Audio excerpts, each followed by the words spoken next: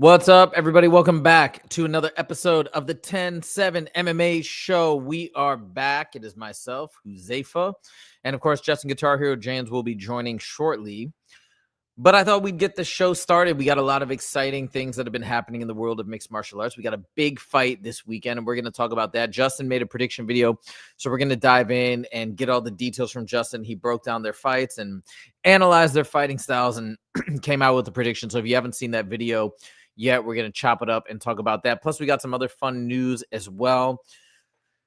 Gable Steveson teaming up with Jon Jones is crazy. Conor asking for some crazy stuff as well. So we got a lot of stuff to go over. MGAL4 Production says, watching from Walnut Creek, California, legend. I'm in California as well. Shemaev is the GOAT. That's what I think. That's what I've been saying for a long time, that this is what will be going down in the future.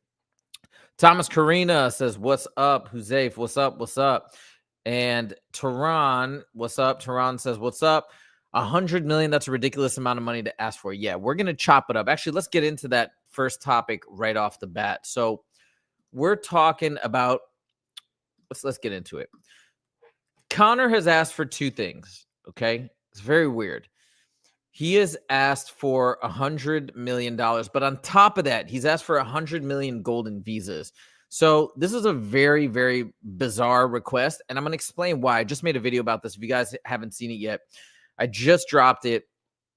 The 100 million is one thing, but when it comes to the 100 golden visas, if you think about it, oh, I see Justin is joining in here. Hold on, let me add him to the live stream. So if you think about it, the 100 million, that's basically straight from the UFC, right? That he's asking for. The 100 million golden visa, the 100 golden visas, excuse me, that's a request from the United States, from the president, but really probably from Congress. I don't know if the president has the authority to unilaterally provide those golden visas, but that's a ridiculous number of golden visas. So my first question, and Justin, what we're talking about is Conor asking for 100 million plus 100 golden visas. My first question to you is, do you think he's asking this? Because both of these requests seem ridiculous.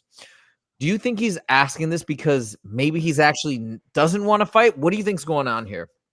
I think it's a sales pitch, man. He wants $100 million to fight a guy that's 2-5. Get the fuck out of here. I don't care who you are. It'd be the biggest purse ever. Jon Jones wanted $30 million to fight the number one contender. Jon Jones wanted $30 million to fight the UFC champion, not Mike Chandler, who absolutely means nothing to the UFC. It's ridiculous. Now, I think it's just for guys to talk about. I think he's trying to stay relevant, and I think this is just a good talking point for podcasts like us. Yeah, I mean, it was a tweet. It was. I was also perplexed. Why would you try to do this public negotiation, especially with such a weird number? And then you're asking for something that the UFC can't even provide. The UFC can't provide golden visas. That's a question. I don't even know what a golden visa is. And basically, it's. I think different countries offer golden visas as well. I believe it's like a 10-year visa, so it allows people to come and live in the U.S. for 10 years. But he was asking for 100, which is insane. Hold on, actually, let me look this up real quick while we're talking about. So I'll get more details. While you're looking that up, I want to give a shout out to Tehran Brown watching from Orlando, Florida. Thomas Karina is giving us a shout out. Appreciate your love. Getting some good love here as Huzaifa's looking that up. What's up, Tehran? What's up, Thomas? Okay, I am going to share the Google search for a golden visa. Actually, a buddy of mine just got a golden visa to the UAE. He just told me about that. So check this out. It's the EB-5 Immigrant Investor Program, which grants a path to green card, permanent residency, and eventual citizenship. Preserves 10 permanent, so use citizenship by making eligible investment that creates or preserves 10 permanent full-time jobs for American workers. Well, this is interesting. The investment amount depends on the project's location with lower amount. So I'll say this. I don't know if this is what Conor's asking for. I don't know if he's asking for these visas just straight up, or is he saying in exchange for an investment or job opportunities in the U.S. It could be that. It could be like, hey, I want 100 golden visas and I'm willing to put in the money to get 1,000, whatever it would be, right? Like 100 visas would be 1,000 jobs, 100 times 10. Maybe that's what he's actually asking for. But the whole thing seems like a big ask. Maybe it's just a talking point. But here's my thing. The reason why I think this is a ridiculous request is because I've been saying that the brilliance of the UFC White House card, and again, this is from the White House, the Oval Office, that they actually wanted to put this on. But the brilliance of the event is you all of a sudden turned it into an event that everybody wants to be a part of. What does that mean? That means that the UFC has way more negotiation power and way more leverage, because you can be like, all right, I normally pay you 10 million, but this guy is willing to do it for 8 million. Oh, I'll do it for 5 million. I don't care. I want to be on that stage because the entire world will be watching. So for Conor to say that I want to be on this card that everybody wants to be on, literally everybody, now for that card, and say, I want a amount of money that is insane, right? You mentioned the 30 million for Jon Jones. He wants 3 1/3 times that amount. It just seems, it doesn't seem logical. And it's one of two things. It's either he's pricing himself out, or he made that post maybe not in the best state of mind, which he does have a tendency to do. So I don't know. I don't know what's going on, but that's my 2 cents. Do you think we're still going to see Conor on this card? No. You don't think so? Oh my God. I don't think we're going to see Jon Jones either. I think he's asking for way too much. And again, he wants a bum opponent, and he wants $100 million. Come on, man. Come on. Okay. Fight Ilya Topuria for $100 million. I don't even think Nate Diaz is worth $100 million for him to fight. Like, this is just absurd, man. And here's the thing, like, the UFC has to stick to their guns. They cannot bend for Conor McGregor. They cannot bend for Jon Jones, because then it shows other fighters that if you do enough, you know, here's the thing. Conor McGregor did incredible things in the UFC. He's our 2-division champion, featherweight, lightweight, was on incredible tear. But as of recently, he hasn't done anything. And, you know, there's just no value in that, man. It doesn't matter what you've done. It doesn't matter what you can do. And the thing is, Conor McGregor still is, you know, he's must-see TV. We're all going to tune in. But if he fights Mike Chandler, I'm going to tune in reluctantly, man. Like, I'm going to be like, all right, well, it's Conor. I want to see him lose. Actually, I might even want to see him win against Mike Chandler, but I'd much rather see a grudge match with Nate Diaz. Do you know how old? Do you know how? Excuse me, how old Chandler will be next summer? 39. Nope, 40. Ooh. I just realized that right before the show started. I was watching a weighing in podcast episode, and they brought that up, and I was like, "No way, he's gonna be 40. That's crazy." Now, I want to talk about a different opponent that they did throw out there, which I don't know. I actually don't think they're gonna do it, because I think the opponent would be too difficult for Conor. But here's the one thing I'll say, and I know what you're saying about you will watch, but you watch reluctantly and this and that. Here's the thing. We saw this fight between Jake Paul and Mike Tyson not too long ago on Netflix. It's got like 70 million streams. It was one of the most watched sporting events of all time. It's free. It's free on Netflix. This event will also be free as well, right? It'll be free on CBS. But, oh yeah, maybe you didn't know that. But yeah, it's going to be, it's going to be blasted out to the entire world. Everybody's going to be watching it. And here's the thing. Was Jake Paul versus Mike Tyson a good fight? No, it was crap. It was terrible. But because of the name recognition of Mike Tyson, I think Jake Paul too, but Mike Tyson really, see him come back, even though it ended up not being a good fight. And even though a lot of experts predicted it was going to be a bad fight, everybody tuned in because of that name recognition. The problem is nobody has that type of name recognition except for Conor McGregor. Like, I'm just being real. Ilya Topuria, not even close. Even Khamzat Chimaev, not even close yet. And we have all these guys that have stardom. The only guy maybe who's close to that is Khabib. But Khabib's not coming back. Khabib's not going to fight. So if they want to make this into the event that they really want, that just blows up massively and takes the sport to a new level, I think it's kind of got to be Conor McGregor. Now, when we get back there, I want to throw out one more possibility, and I want to get your take on this. This is what they said on the Weighing In podcast. I don't think they'll do this because Max Holloway is too dangerous of an opponent for Conor. But they were saying, hey, if you want to make it a main event, get it versus Max Holloway, because Michael Chandler's going to be 40 years old. Max Holloway, he holds the BMF belt. Then you can legitimately say it's for the BMF title at 155. What do you think about that idea versus compared to Mike Chandler? I love it. Wait, I would rather he fight anybody than Mike Chandler. Again, if you guys watch my video, it's the battle of the losers, man. And you know, Mike, and here's the thing, like, when I say losers, I don't mean them as a person, they're a loser. I just mean they've been losing as of recently.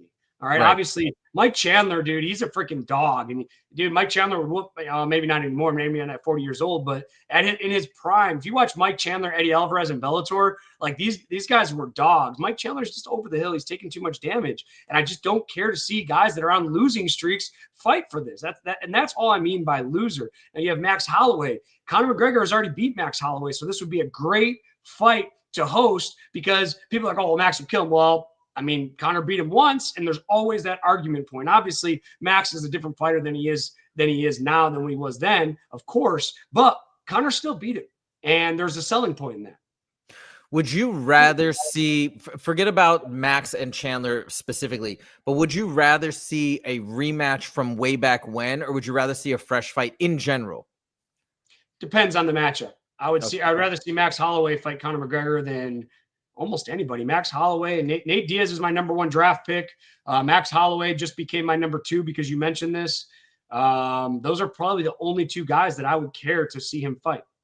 And by the way, the UFC can do whatever they want with the BMF title. I mean, if it's Conor versus Nate, they're gonna be like, well, Max Holloway is no longer the BMF. This is for the new I mean, they're gonna do it. They have to. It has to be a title fight, especially if you're gonna have Jon Jones come in and all these things. All I gotta say is this: all the people that are hating on this card, I don't know how it's gonna unfold. I don't know what it's gonna be, but I'm super excited, and I want Conor on this card. I would be fine with him fighting Chandler because I think he'll beat Chandler, and I want Conor to win, and that will be actually a spectacular for the sport and for mixed martial artists as a whole. And as ridiculous as that 100 million sounds, I actually hope he gets it because I want UFC fighters to be the most highly paid fighters, not boxers, not other martial artists.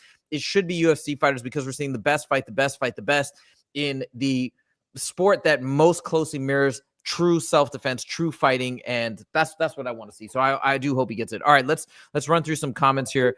MGAL4 Productions says Justin James is the real BMF. Let's go. Thank you, MGAL4 Productions. And he also says Chandler's taking way too much damage. He is agreeing with what you said as well. Tehran says just resign. I would be fine. I would resign Ferguson to fight Conor. I would also be fine with that. I'm telling you. I know that sounds crazy, but I really want to see Conor get a win. And I think we'd all just celebrate to see Conor. He would give like a crazy patriotic speech. He'd be so electrifying. Guys, the Mac is back. The Mac is back. I mean, imagine it would be cool. I'd actually be fine with that. Boxing sucks compared to MMA. Hey man, you said it, not me, but I think we agree. Tehran says the first fight was back in 2013. Yeah, the old school Holloway McGregor fight. Barat is back in the mix. Barat, what's up? What's up? How does it make sense to get 100 million?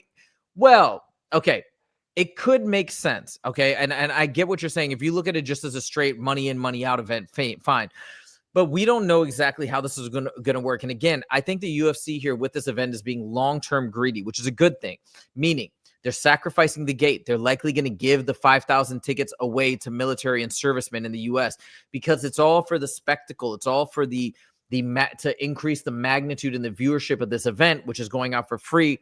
But then hopefully you could potentially in one day, literally possibly double the fan base of the UFC, bring in a ton of subscriptions for Paramount Plus. And again, remember, the UFC is already getting a fixed amount, a massive amount, about 1.1 billion per year. So they're going to spend money to make money.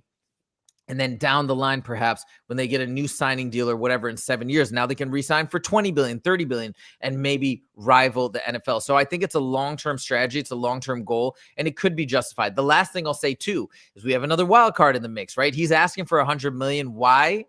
Because he probably knows that maybe Turki Al-Sheikh will chip in and jump in and maybe say, that's what I think. I think he's banking on if the UFC and if Paramount together can't come up with the cash, maybe they'll get some help from other nations and Turki Al-Sheikh in particular. That's my thought. We got a couple other comments. Tehran said Conor is huge these days. Yeah. Oh, he looked good on the pads, by the way. I don't know if you saw those videos, but he looked good on the pad. I don't think he's making 155. He might not. I think he could still. I would imagine. I would hope. Barat says, yeah, possibly. But if he can't make 155, I bet you Max would fight him at 170. Guarantee you Chandler would, and guarantee you Nate would. So even if that's the case, I think everything will be fine either way. All right, let's move on to story number 2. This is wild. Ronda Rousey at 38, she's still in her 30s, which is crazy, right? She's been out of the UFC for a while, but she started training again, and people are saying that she is going to return. Now, she has said specifically, apparently, she does not want to fight at the UFC White House card. Justin, let me turn it over to you first. I know you're friends with one of Ronda Rousey's previous opponents. Maybe you're friends with actually a couple of her opponents. What does this mean to you in terms of Ronda Rousey's return? I hope she doesn't, man. Stay retired. Ronda Rousey sucks. I never thought she was good. I thought she was fighting weak competition. I think the women's division, when she came up, she was the greatest women's, fighter of all time. But it's just because she was so far ahead of her competition. Everybody has caught her. She sucks. Her boxing is beyond terrible. I've been seeing her, and not to mention she's a head case. I know people that know her personally, and again, she's a super, super head case. She doesn't deal with pressure very well. She's very, I mean, this is a girl that cries after training. This is, again, I'm not a Ronda Rousey hater by any means, but her time has passed. I don't think there's anybody. I think everyone has caught her and passed her. I mean, look what Amanda Nunes did to her. Look at how silly she looked. Like she looked like an amateur fighter. You know, her time has passed. She's been off to the sport has moved on. The sport has evolved. She's not going to come in with a judo background and hit these big tosses like she used to. She's not going to come in and armbar everybody in the first round anymore. That's elementary. The evolution of the sport has moved on. Ronda Rousey, please, I beg you. I think you've done incredible things in the UFC. You did incredible things for the women's division, but your time has passed. Please stay retired because you are going to get fucked up. Wow. Okay. I wasn't expecting that. That's interesting. Cause I was actually looking back at her record earlier today. I was like 6 title defenses. I like people forget how many title defenses she had, but that's very interesting. Now, Justin, what if cause this is what they were talking about on the Weighing In podcast. What if they put her against an OG, one of her OG opponents? Like I think Gina is one of the opponents that they were discussing. Gina Carano? Yeah. Gina Carano, which I think Gina Carano, right? I mean, we've trained together. She trains at Couture. She's really good friends with the Couture family. So yeah, we've been around the gym. But here's the thing. Gina and Ronda haven't been training for years. The sport has left them behind. It's going to be watched. It's going to look like 2 amateurs fighting. And I don't, and I'm going to be honest, and it sounds like I'm being a Ronda hater, but I'm not. I want her to stay retired because I don't want people to come out and have her exposed to how far she is behind in the sport now. And same thing with Gina Carano. These girls haven't competed in any form of combat. It's not like they're out doing high-level grappling matches. It's not like they're out doing high-level wrestling or judo matches. They have been on the couch for years. The sport has left them behind. Me, I train every day, and I even feel the sport has left me behind. And this girl hasn't trained in years, and I never really thought she was that good to begin with. I just think the women's division was so weak when she was coming along. You look at Miesha Tate. Miesha Tate's a teammate, and I really don't give a shit if she gets upset for me saying this because we've had our differences in the past. Miesha Tate sucks. Like, she spars with amateur fighters to get ready for fights, and she loses. I remember her going with Dominic Tim. I remember coach telling her, hey, man, go easy on her. Go easy on her. This is an amateur guy that has a losing record, and he has to go easy on the world champion. Unfortunately, the women's division has gone past her. I see girls coming into the gym now, and I'm not saying they're beating guys, but they're hanging with them. There's girls in here banging now. Ronda Rousey, I never thought from a skill point was that good. You know, when I went with Chris Cyborg, it felt like I was going with an amateur fighter, and she was very strong and very explosive. But again, I'm a man, and I just think that the women's division has left her behind. Can you imagine Ronda Rousey? And look what Holly Holm. Okay, Holly Holm knocked Ronda Rousey out in the 2nd round. Look at how Holly Holm's careers went. She hasn't won a fight in a long time either, and she knocked her out. Amanda Nunes has lost. And 2 girls that have clowned Ronda Rousey while she was in her prime have lost in recent years because the sport has evolved. The sport has moved on. Ronda, please, I love everything you did for the women's division and the UFC. Stay retired because you're going to get embarrassed. So this is why Justin is so good on the show, right? Because those are the things that I didn't know or we wouldn't know, those technical pieces of information. He's trained with these other folks. He gives those insights. So that's really interesting. But I want to go back to one thing, okay? And you've really convinced me. I mean, a lot of the things you said, I mean, I think that's great. And maybe I wasn't fully aware of exactly how much the sport has progressed, but you know, from the technical side. But the last thing I want to ask is this. You mentioned Holly Holm. That's another opponent that was thrown out. What about a rematch? Ronda Rousey versus Holly Holm, or you think Holly Holm would just steamroll Ronda Rousey? Steamroll. Oh, yeah? Okay. Again, man, here's the thing. I feel like when after my neck injury and so on and so forth, I don't spar hardly. I'm even getting ready for a fight right now, and I reluctantly spar maybe once a week. I just don't. And when I was getting ready for my bare knuckle fight, I went and sparred with the amateur team, and there's this 18-year-old amateur that were just boxing, and he fucked me up. And I'm just like, what the fuck is happening? The evolution of this sport leaves you behind. I mean, I'm sparring this 18, 19-year-old kid. He's switching his stance. His hands are low. He's hitting me with a switch cross, switching his stance, pivoting out. I'm just like, what the hell happened? And it's not that I've gotten any worse, or maybe I have gotten a little worse with age and the damage I've taken, but these guys everyone is a different animal now. You have these phenoms coming up. I have this 14-year-old kid that I'm training in wrestling right now. His name's Cash Moore. He is going to be a 4-time undefeated state champ. It's insane. The technique he does, if he's about 120 pounds, if he was as big as me, he'd fuck me up, and he's 14 years old. Like it's just a new breed of athlete. And again, I know it sounds like I'm a Ronda hater, and I always talk shit on women MMA, and people think, oh, you're such a, it's not that I'm a hater. It's just when you have these long layoffs, years layoff, the sport's evolving. All sports evolve, whether it's basketball, football, baseball. Techniques change, defenses change, and you have to evolve with the sport or you're going to get left behind. And Ronda Rousey was left behind back when she got knocked out by Holly Holm. Look at her against Amanda Nunes. Look how, I hate to say stupid, but look how stupid she looked. She looked terrible. She didn't even land a punch. Amanda was smiling the whole fight. And then Amanda's lost recently. So you're going to tell me that this girl that just steamrolled Ronda Rousey in her prime, who has lost recently, Ronda Rousey is going to have this resurgence? Absolutely not. I don't want her legacy tarnished. Again, she was an innovator for the women's division. The things she did were incredible, but that was her time, and her time's way past. All right, we're going to go through some comments real quick. And by the way, Amanda Nunes, just saying, she does smile in a lot of her fights, or almost all of her fights. That's just a thing that she does. I'm just saying. But anyways, your point is well taken. I'm not going to say the name, but it's a funny name. What's up? Barat laughs, I think, at what you're saying. He goes, hey, yeah, in agreement. Amanda and Holly exposed the skill of Rousey. I agree with Justin. Teron says Rousey should just stay retired. Wasn't her last fight back in, it was a long time. I can't remember her last fight, but it was a long time ago. All right, I guess you guys are all in agreement. I was kind of excited, but you make very good points, and I'm hard pressed to disagree. Just watched Rousey versus Holly and Amanda not too long ago, and not to be disrespectful, but she looks bad. And Thomas agrees as well. No one wants to watch Chandler. All right, what were you gonna say, Justin? I was just going to say, I watched Ronda Rousey, and she's practicing all these judo throws and these big throws. And people are like, oh my God, she's bad. Listen, judo sucks. Let me tell you this. Judo sucks. Judo does not win in MMA. That's how bad the women's division was. All right.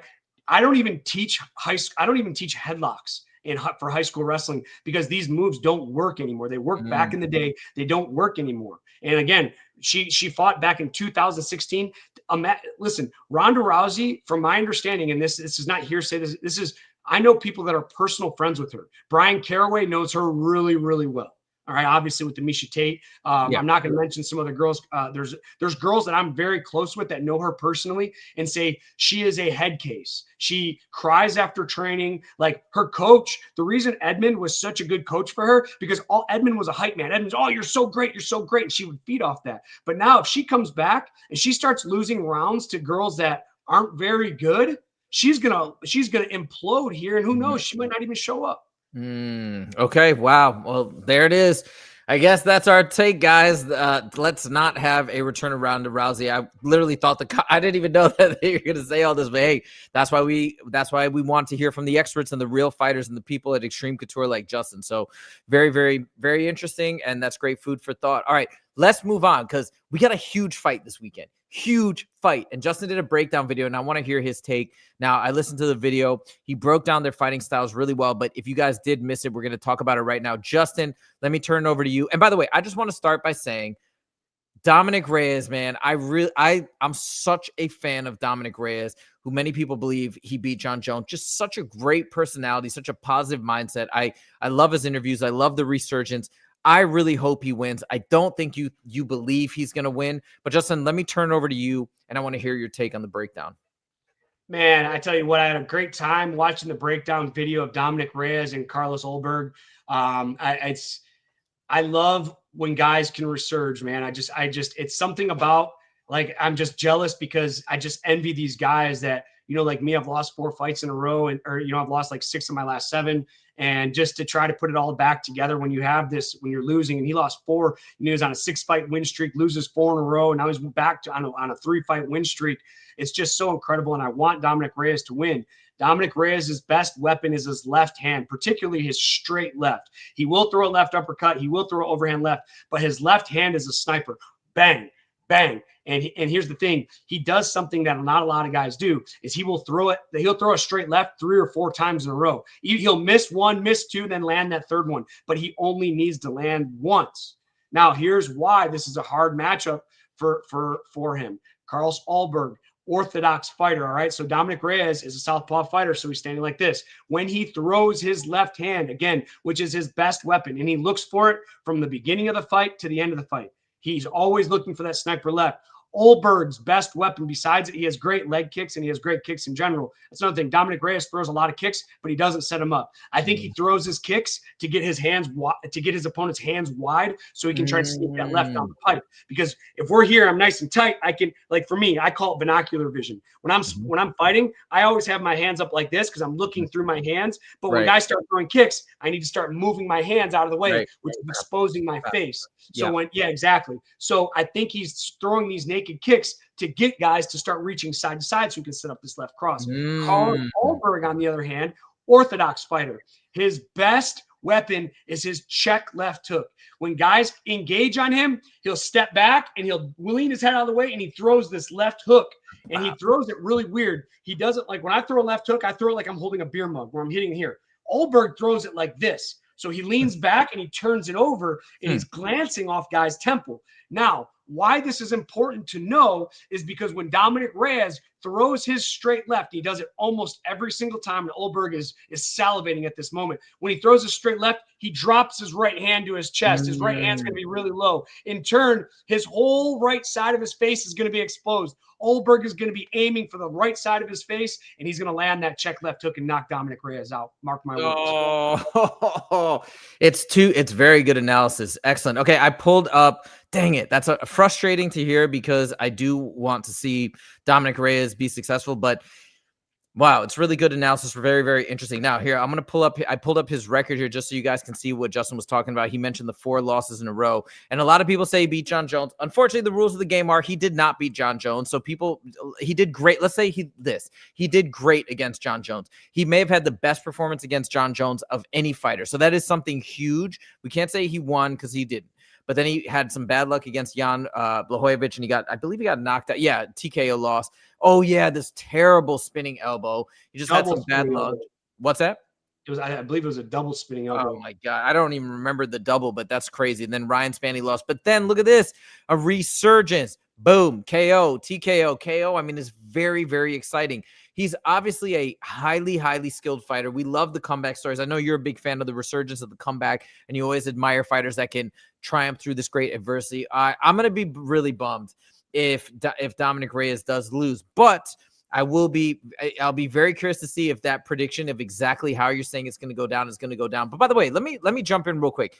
You mentioned the turning over. So let me show you my hand here. The turning over the hook, right? Because depending on the distance, or at least this is the way that I've been taught from my coach, I either go like this or I do in shorter, the beer can, right? Like where you have your fists up. But I've never heard of anybody turning their hand over like you're saying, right? Why would anybody do that? Let me show you.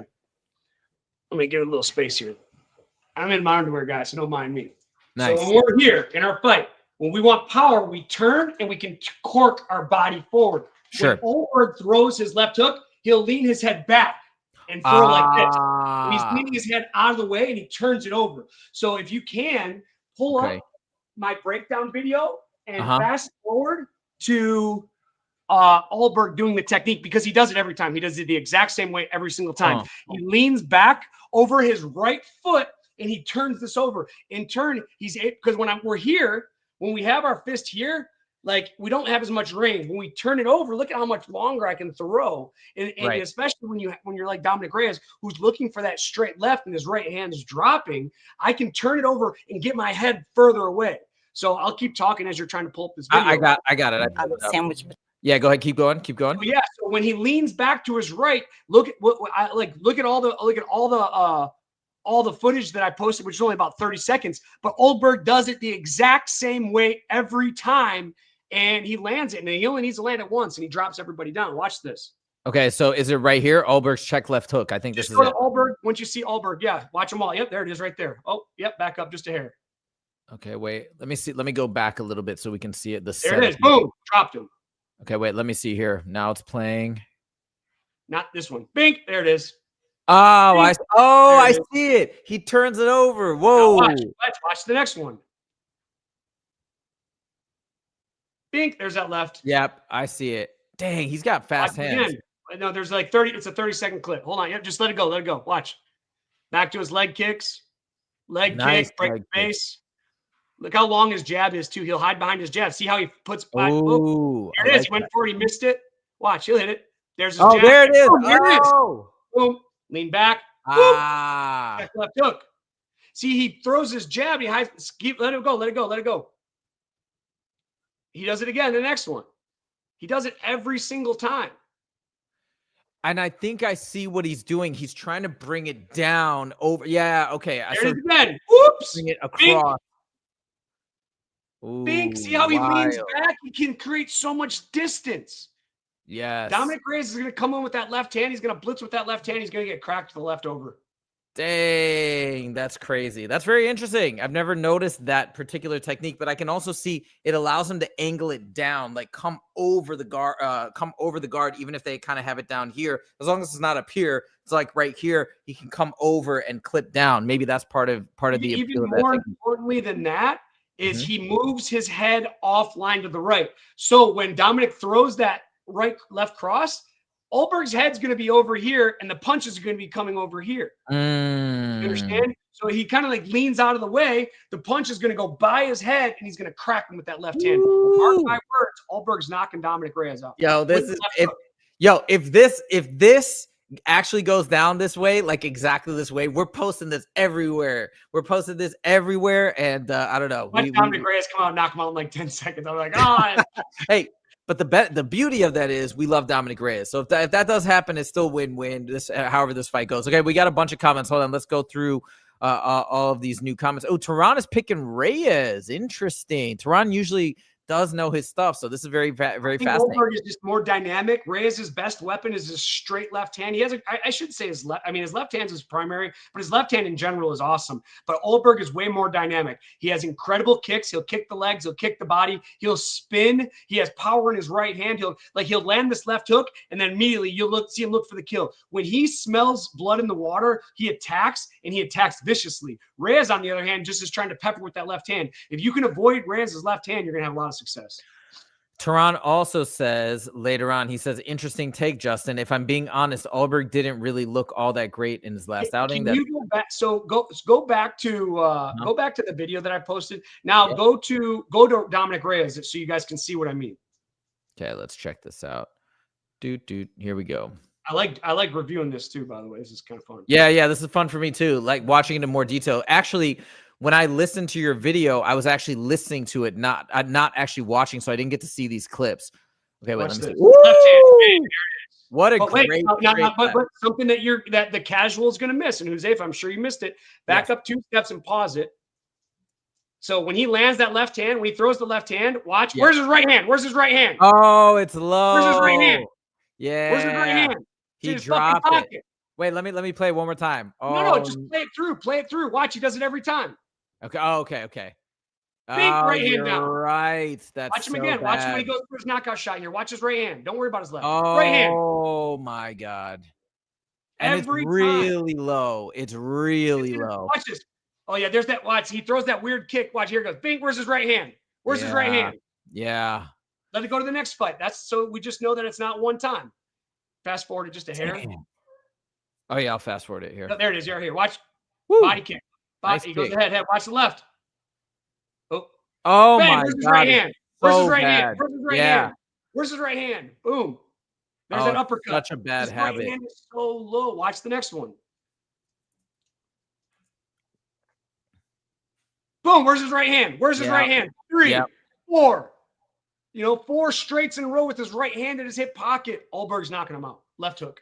You know what's crazy? So correct me if I'm wrong on this. I think one of either my coach at my new gym, or maybe I learned this back when I was a kid in Taekwondo, but like I think actually my current coach told me this. He's like, if you actually drop your hand and like pull back with this hand, you'll maximize your power. Like you'll actually be able to hit harder. So do you think he's dropping his right hand? Well, I'll do it with my left hand, but he's dropping it to turn his body more to get more power in that cross. What do you think? Yeah, absolutely. I agree with you, but it's a bad technique. And it's funny Sure. because I hired a new coach, man, and I didn't hire him, but I brought him aboard. And I did hire him because I'm going to give him a little money. His name's Kerwin, and he's 14 years old. And this kid is a phenom. It's unbelievable. I can't believe it. So yesterday we're hitting mitts, and he puts me through these rigorous. 14 years old. I can't wait for you to meet him. He's awesome, and he's putting me through these workouts. And he says his biggest drawback to my boxing is when I throw my power shots, I do what you say. I pull his hand down and I wing that motherfucker. And he goes, you ever been knocked out that way? And I was like, yeah, I got kicked in the head a couple times throwing overhand rights. And he goes, exactly. We need to keep this hand up and you need to duck it down. You might lose a little bit of power. And this is a 14-year-old kid, man. I can't wait. I brought him on because I see him how hard he's working, and I want to give him the experience. And I'm very grateful to have him. But when we talk about this, we have, dropping that hand, I feel, because we can shift our body weight more. But you have to have this hand up because in MMA, knees, kicks, elbows, they can all come from that left side and you can get knocked out. And hey, man, look at Tehran, one of the smartest guys. I think. Know. I was just going to point that out. I was like, oh, you must really be onto something if you got Tehran to change his pick. So that's really cool. Here's the thing. This isn't a one-shot wonder. This is a tendency. All right. It's a tendency. You look at him. So if you see that video of Dominick Reyes in King of the Caves, that's before he got to the UFC. So he was doing it before he got to the UFC. He's still doing it in the UFC. And now he's going to continue to do it. He's not going to fix that right hand problem. And again, Ulberg's going to I think Ulberg's going to kick his legs out, and Reyes is going to get frustrated. He's going to blitz in with that left hand. He's getting cracked with left hook. Okay, wait, one thing. You're saying he's not going to fix it, which I agree with you. I'm sure you're probably right. But if you had to put a percentage on it, what's the percent chance that he saw Ulberg's fighting style and he saw that move and he said, I need to fix this? What's the percent chance that he could fix it from that last fight to this fight? I think here's the thing though. Like in every fight camp, especially because I'm a power puncher, whether I'm with Roman, Dennis, or any striking coach, I'm always working on when I throw my power shots to keep my hands up. Always. Even yesterday when I was working with Kerwin, like I'm throwing these big shots and Kerwin, get your hands up, get your hands up. Unfortunately, when we get in the zone, we go back to what we're familiar with. And as he gets tired, he's going to go back to his old tendencies. And whether maybe at the beginning of the fight, he's going to be nice and tight when he throws. Maybe. Okay. But maybe in the second, third, fourth, fifth round, now he's tired. He's going to go back and you might hear his coach, get your hands up, get your hands up. Unfortunately, I just think when you've done something for so long, because it's not like he did this one fight. It's not like he's done this 2 fights. He's done this even in fights before he got to the UFC, and changing something like this late in your career, it's going to be really tough. Okay, we got a bunch of comments. Great insights, by the way, from Justin. We got a bunch of comments, so we're going to read through them now. Let's see. Thomas back here says that's all she's coming back for. I think he's talking about Ronda Rousey, and the only reason she's coming back, and I would watch her fight Miesha Tate again, though. That's it, though. And he says, hey, Justin, be nice to my girl, Miesha Tate. She is a smoke show. All right, there you go. Hey, let me tell you a story about Miesha Tate real quick as you go through this. Yeah.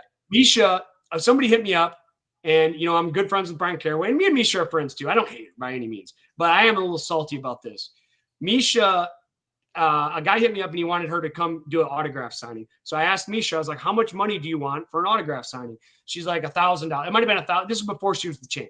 And I think she said $1,000 or $2,000 plus her airfare, plus her hotel, blah, blah, blah. I was like, all right. So I called the guy back, and it wasn't a friend of mine. It was a promoter. And he's like, how much do you want? I'm like, she wants $5,000. He's like, all right, done. I knew the guy had money. I knew he'd pay it. Cool. So I'm thinking like, she's going to break me off a little extra. So I call her. I'm like, hey, I got it worked out, but I got you $5,000. And she's like, oh my God, thank you so much. Thank you so much.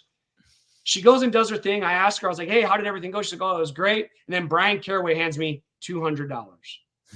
And I remember thinking to myself I'm never going to get her a gig like that ever again. I got her $3,000 extra dollars, and without and and I asked her about it after, and she said it was Brian's fault, and Brian says it was her fault. I don't know.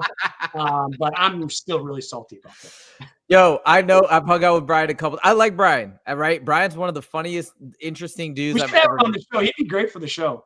Oh, I'd love to have Brian on the show. I don't know what's what there. I'm gonna stay out. I have no idea. But anyways, shout out to Brian Caraway, one of the few guys who actually beat Aljo. He texted me this morning. Actually, he's texted me this morning. He beat Aljamain Sterling, by the way. The guy's a legend. He's one of the only guys that beat him before he had that epic run and became champion. All right, Barat says, did you guys watch the full video of Ankalaev and Pereira at the PI on Pereira's YouTube channel? Yeah, I did watch it. I guess it's kind of funny. I didn't find it that crazy, but yeah, I guess they really don't like each other, and they were talking back and forth using a translator, and I think Ankalaev now says that he's lost all respect. I didn't put it as a topic because I don't know. I didn't find it that intriguing or interesting, but yes, I did see it. We got a couple more comments. Of course, Tehran says he's changing his pick. Karina says love Reyes too. He beat Jon Jones, only one. Great fight against Jon Jones. Let's put it like that. Hamilton too. And he can kick too hard about Dominick Reyes. Okay. Let's keep it moving, guys. We saw some training footage, or I saw some training footage of Leon Edwards getting ready for his fight against Prates. Let me remind myself when that fight is. Hold on. Prates versus Leon Edwards date. That is coming up. Oh, yes. November 15th. Dude, Prates is an animal. He just fought at 317. I'm sorry, 319. What am I saying? He just fought at 319 back in August. Now he's fighting again in November. He's staying active. Justin, what are your initial thoughts? What's your prediction on this fight? Prates gets back in the win column. Leon Edwards isn't fighting. I just don't think he's fighting for the right reason anymore. After he lost that title, that was his chance to get back into title contention. Now I believe he's lost 2 in a row. I expect him to lose 3 in a row right now. And by the way, just a quick correction. Prates is also already back in the winning column, right? He had the spinning elbow finish at UFC 319. Yeah, against Jeff Neal. So he's there. He's got momentum. I kind of agree with you. I don't know what it is. And not to take anything away from Leon Edwards. He's a legend, but I think we talked about momentum, whether it's a real thing or not. I think it is. You I believe, agree. I feel like Carlos Prates is just going to keep on steamrolling. And especially actually, though, here's one interesting thing. Leon really does consider himself a full, well-rounded martial artist. He did take Kamaru Usman down successfully. Didn't hold him down, but he took him down. What are the chances that you see Leon Edwards really mixing it up against Prates? Man, I mean, again, that'd be awesome. I'm a big Leon Edwards fan. I'm a Carlos Prates fan as well. I would love to see a resurgence from Leon Edwards, but at this point in his career, he's going to have to win 3 or 4 to even be talking about a title fight, and it's all going to be top 5 guys. I just don't see it happening, man. And I mean, I think if he does mix it up, Prates can wrestle too, though. Look at Ian Gary and Prates, man. Like, what a great fight that was. That's Prates' only loss. I just think Prates is just going to be too much, and I think he's fighting for too much because Leon Edwards has been there and done that. Prates hasn't yet. Dude, think how crazy this sport is. Leon Edwards was champ. He just lost to Bilal not that long ago. Okay. He was just champion a year ago, year and a half, whatever it was. And nobody talks about it. He's not even, like you said, he's multiple fights away from title contention. Think about it. We got JDM. We got Islam Makhachev. We got, what's his name? The Shopcut, who's injured right now. Ian Gary. We've got Sean Brady. Where's Leon Edwards? How wild is it? He's fallen out of top title contention so quickly. It's just a reminder of, dude, this sport is so dang brutal. And at one point, people were talking about Leon Edwards as one of the top welterweight champs. Isn't that crazy? Dude, the sport moves fast and it'll leave you behind even faster. Trust me, I know it personally. Oh, by the way, Tehran says he's picking Edwards. He said Edwards will pull off the upset. I hope Tehran, I hope you're right, man. I'm a big Leon Edwards fan. And as you guys know how much I love when guys have a great resurgence. I hope you're right. Unfortunately, I just don't see it happening. Okay, let's move on to very, very, very, very exciting news. If you're a fan of dominance, if you're a fan of people establishing long legacies, and if you're a fan of watching super athletes now make their way in to the UFC, Justin made an amazing video on Gable Steveson and partnering up with Jon Jones. I just listened to it today.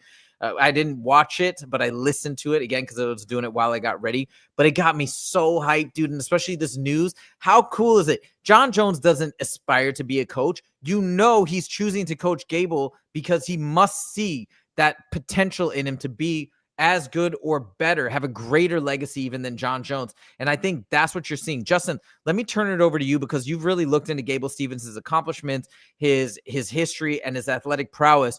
What do you see? What's possible for Gable Steveson in the UFC? I'll tell you what. We talk about this a lot. If you could do me a favor, if you could pull up Gable Stevenson's Wikipedia. Yep, before I get into this. The reason the heavyweight division, in my opinion, is the weakest division, it's because all the superstar athletes go to the NFL. All the superstar athletes go to the NBA. They go because they want to get real paychecks. Gable Steveson is that superstar athlete. All right. Let's take a look at this. He played on the Bills. He was on the practice squad, but let's go on. Scroll down. All right. Look at this. He was yep, right there. Up. Guys, if this does up, a little higher, a little higher. Oh, all this stuff? Yeah. Go up a little higher, little higher, little higher, little higher, little higher. Right there. Men's freestyle. Okay, so this is a big thing. Bills, the Buffalo Bills 2004. He was on the practice squad. All right. The guy's big, strong, and explosive. He is a professional wrestler, which that obviously doesn't, but still an athlete. But go down. Men's freestyle wrestling, representing the United States. Olympic Games, gold medalist, Pan American, gold medalist, under 20, gold medalist. These are the hardest tournaments in the whole world. 2015, gold. 16, gold. NCAA Division I, arguably the hardest college wrestling tournament in the whole world. 21 gold, 22 gold, 25 silver, which was the biggest upset in arguably college wrestling history. 2019, bronze medal. 2020, Big Ten, gold, gold, gold, gold. This guy is like nothing the UFC has ever seen before. He is a superstar athlete. He's strong. He's explosive. He's athletic, and he has the work ethic of a Division I Olympic champion wrestler. This recipe, and when he fought Braden Peterson in his LFA debut, he came out in a striker stance. You know, you see a lot of guys look like Brock Lesnar, who was an NCAA. He was a professional football player, NCAA Division I champion, which was great. But when he came out, his chest was over his legs because he's constantly looking for a shot. When Gable Steveson came out and fought Braden Peterson, he threw a head kick or like a high kick. Like, what? Brock Lesnar would never throw a kick. Brock Lesnar didn't even throw punches. Brock Lesnar was waiting for you so he could blitz in and take you down. Gable Steveson is going to use his striking to set up his wrestling better than anybody ever has. And I expect him to be the UFC champion by the end of next year. And here's another thing. This might catch you off too. I just learned this yesterday. Gable Steveson already has his next fight booked. Oh, yeah. Here's the caveat to that. It's not an MMA fight. It is a dirty boxing fight for Mike Perry. So Gable Stevenson's going into dirty boxing. He can't wrestle. He's going to have to strike. Oh, that's genius. He's going to go in there and be like, all right, hey, look, I'm so serious about my MMA career. I'm not even going to do an MMA fight where I can rely on my best asset. I'm going to rely on my clinch work and my boxing, and I'm going to knock motherfuckers out. If this guy doesn't get you excited, this guy is going to be, in my opinion, the biggest American star in the history of the UFC. I don't think anybody's going to be able to hold a candle to him. Wait a minute. Hold on. I'm trying to look this up. It's October 30th. It's not on Tapology yet, but let me see. Dirty boxing. Gable Steveson to bite Billy. Do you know who Billy Swanson is? No, I don't. Dude, we should go to this. We should try and go to this. Where'd you say it's this? Hold on. It's in Nashville. It's in Nashville. Dude, I'm down to go. Look at this. Oh, it's Halloween weekend, bro.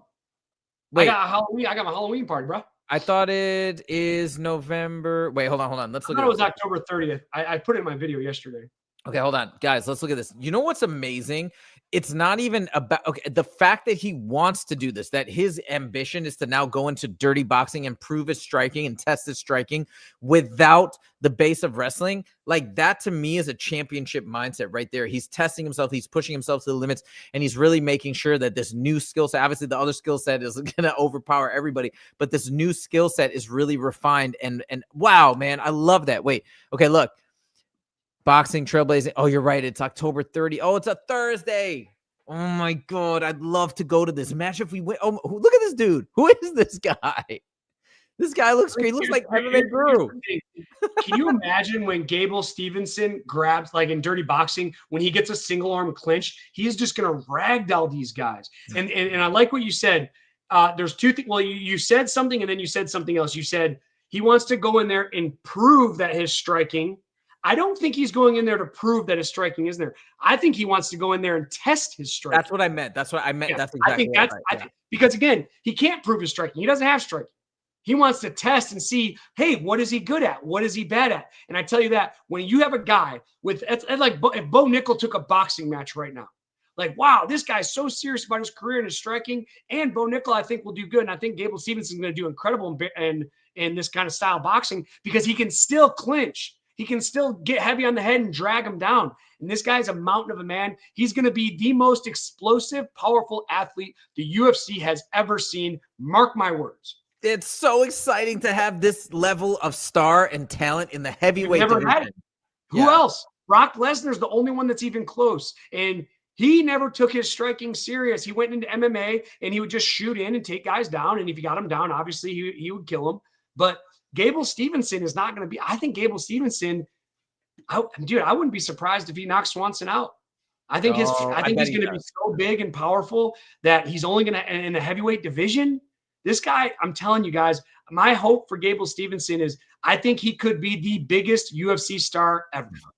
It's so cool and have a crazy legacy. I mean, the only guy who's been in the heavyweight division probably as skilled, it would be Jon Jones. I mean, let's be real, right? Maybe you could, you can't even say Francis Ngannou. Francis Ngannou, amazing, but like, yeah, Gable Steveson, this is a whole nother level of athlete, as you're saying, a football athlete, one of the greatest wrestlers of all time at a heavyweight. You said that one loss was an upset. I mean, it's so wild. He already is proving himself. It seems like he's taken the right path. He's got the right people around him. Jon Jones, I mean, who could you have better than Jon Jones to refine that skill set? So this is very, very exciting. But yeah, go for it, Justin. Let me tell you, you just said the only other guy that has been in the UFC is Jon Jones, right? Mm-hmm. It's not even comparable. Really? Dude, Jon Jones was a JUCO wrestler. He might have been a national champion, but the JUCO wrestling is, I mean, it's impressive. Don't get me wrong. I'm not a JUCO champ by any means, but compared to an NCAA or an Olympic champion, when you're an Olympic champion at heavyweight, that means you are the best wrestler in the whole world, not the country, not the state. We're talking Russia. We're talking Europe. We're talking Asia. We're talking about the whole world. A heavyweight wrestler. Can Bo Nickel beat Gable Steveson? Absolutely not. Not only he was an NCAA Division I national champion. That means you are the best wrestler in the country. And then he went on to the Olympics. Jon Jones never did any of that. This guy's resume puts Jon Jones's resume to shame in the wrestling field. This guy is 10 times the athlete Jon Jones is. I shouldn't say that. I'm not saying he's 10 times the athlete. He's 10 times the wrestler Jon Jones is. I'm sure they have similar athleticism. Now, if Gable Steveson can perfect his striking to his best of his ability like Jon Jones has, I mean, you can hear in my voice how excited I am about this. This could be a turning point for MMA, because if Gable Steveson can become the UFC champion and start getting paid $1 million, $2 million, $5 million, $10 million a fight, guess what? These other superstar heavyweight athletes from the NFL and NBA are going to be like, well, maybe I can't start in the NFL, but I can go take this superstar athleticism I have and make $1 million in the UFC. This is the turning point for the heavyweight division, guys. Let's go. Let's go. It's so exciting. Imagine if we can get Gable Steveson in the UFC fast enough to fight Tom Aspinall. Even if Tom Aspinall doesn't have the belt, imagine that, right? Jon Jones in the corner. We have Gable Steveson coming in, and Gable Steveson, I think, would probably, I'm guessing the way you're talking about him, would steamroll Tom Aspinall. Oh my God, that'd be so good. Maybe not yet,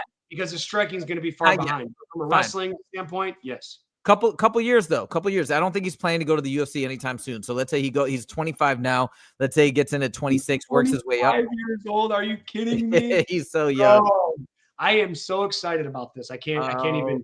Me too. All right. Tehran says Gable is a beast. Barat says Gable Steveson is fighting in dirty boxing next, probably to get striking experience since 30. Yep, exactly. Thoughts on this? Oh, I think you just missed us talking about that, Barat, but you can rewind it if you want a little bit and check what we said. But yeah, no, it's phenomenal. He's going into dirty boxing. I think it's amazing. I wish I could go. I'd love to see it. Yeah, Tehran says UFC heavyweight division hasn't been all that good since maybe 2011 when they had Kane, Brock Lesnar, Randy Couture, etc. Speaking of Randy Couture, Olympic level wrestler, not an NCAA Division I champion, not an Olympic freestyle wrestler. You know, Randy is a Greco-Roman wrestler. He was incredible, but Greco-Roman and freestyle are two different animals, man. Greco-Roman and freestyle. Greco, in my opinion, is much lesser. And I know maybe Randy wouldn't agree with that. And I don't mean to put him down by any means. He's the legend. He's my boss. He's a really good. I just actually saw him earlier yesterday, and we were talking about this whole UFC Fight Pass debacle that I'm in right now. But regardless of that, this guy's a different animal. You guys, listen, I know MMA and I know wrestling, and Gable Steveson is a guy that we've never seen before. This is going to be something special. Woo! Okay, very, very exciting. Let's finish it off. We got one topic left. I brought this up at the last minute because obviously this is your teammate that he's talking about. He's talking about Sean Strickland. So Israel Adesanya, he made some comments saying about Sean Strickland, hey, look, he's been successful. He's made his money, so he can kind of do what he wants at this point. I want to fight him, but something to this effect. I want to fight him, but I guess that's not what he wants, so I'm done waiting. I just want to fight. I wanted to ask you about this. I don't know if you have any inside info or anything that you maybe things you don't want to share, and that's fine if you don't. But do you have any idea as to if Izzy wants to fight Strickland? I feel like that fight's legendary. I would love to see the rematch. Do you have any idea or at least theories as to why it's not materializing? I have actually no idea. I just saw Sean earlier today, and I don't have any insider information. There's no information that I have to keep quiet. I honestly have no idea. I'll tell you what I'll do. I'll do some digging though, and I'll ask Eric. Eric will know. Would you want to see this rematch personally? Yeah, absolutely, man. I love watching Sean fight, and I love his trash talk. I think he's great at the presser. Adesanya has done enough in the division that he deserves a rematch. And, obviously I'll be rooting for Strickland, but I'm a big Adesanya fan, and, whatever happens, happens. I just like to see the match. I would too. I think it'd be a great fight, and I think it was sort of a turning point for Izzy in his career, you could say. So why not? Let's see if he could come back and right that wrong. And then, as you mentioned, on the other side, on the flip side, watching Strickland is always fun. Watching him at the presses is always fun. I like his fight style too. I know some people maybe it's not their cup of tea. I personally really enjoy it. So it was very skillful, and I like the way he uses his jab. So we shall see. But anyways, just wanted to throw that out there in case you had any info. I guess we'll just have to wait and see for next time if you do get more information, if that fight's happening or why it's not. But we shall see. Okay, guys, we got a few last comments, and then we're going to close out the show. Thomas says, thanks, fellas. You are very welcome. Tehran says, heavyweight in general is garbage. Now, I know that Justin has said that as well. I will say this. I am looking forward to Aspinall versus what's called Cyril Gane. I'm looking forward to that fight. Me personally, I don't think you're looking forward to it as much. But then Tehran also says Gabe Steveson versus Gelton Almeida would be interesting at heavyweight. It'd be interesting. And then Tom Ulberg breaks just a little bit because we don't want to throw him in against these incredible. Like let's groom him a little bit. Let's get his striking. Let's let him use that athleticism to build confidence before we throw him in against a really tough matchup. Fair enough. And I 100% I agree. Let's let him get in there, do it the right way, the careful way. I think with all the people around him, he's going to do it the right way. It's going to be incredible. And then Thomas says, sorry, Justin, you would have lost it gambling like me, a degenerate gambler. LOL. I'm not sure what that means. I've lost so much money gambling. I lost 20 grand on myself one time. And I bet 20 grand on myself in my last UFC fight. Yeah, that's crazy. That's a legendary story. Okay, guys, that is it for our show today. Thank you, everybody, so much for joining. Hope you did enjoy the show and appreciate the show. If you didn't get a chance to click that like button, if you could do that now, we'd really appreciate it. And make sure to leave us any comments if you're watching this after the fact. Thank you guys so much for joining, and we'll see you in the next video. Take it easy.